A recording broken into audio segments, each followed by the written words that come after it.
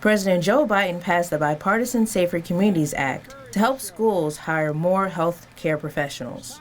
I urge every parent to make sure your school does just that. Have the money.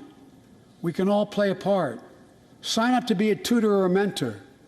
Children were also struggling before the pandemic: bullying, violence, trauma, and the harms of social media. Biden says mental health is something that should be treated with care.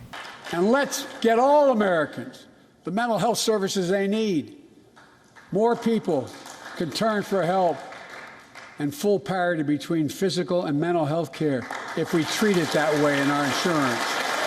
Anis Shrivastava says technology can give students access to mental health resources. He offers a judgment-free app called MindRight, which specifically focuses on African American and Latinx communities. Their social workers and coaches come from backgrounds that are similar to the students that they're trying to support.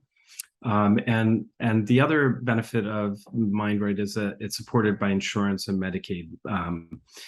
So it's accessible to underserved communities as well. According to the Health and Human Services Office of Minority Health, Black adults in the U.S. are more likely to report emotional distress. For Al Cherry, his mental health journey started at an early age. The teenage years were a difficult time for me. And I found myself just being feeling very lonely and isolated.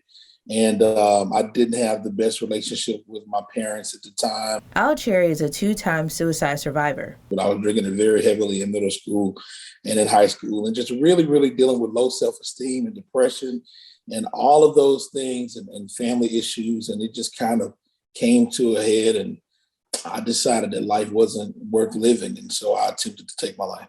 The love of his grandmother and his faith in God saved his life. In that moment, she became the arms and the legs of Jesus. And man, she just loved me at my lowest point. And from there, it kind of gave me a little more drive and will to live.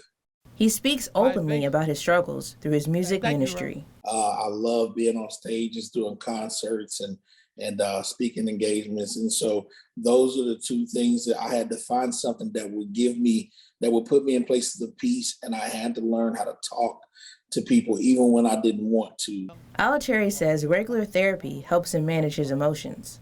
So I would encourage anybody to make sure that you find someone that you can talk to, that you can confide in, and then as well, identify those areas that do give you peace, and then run to those as often as you can.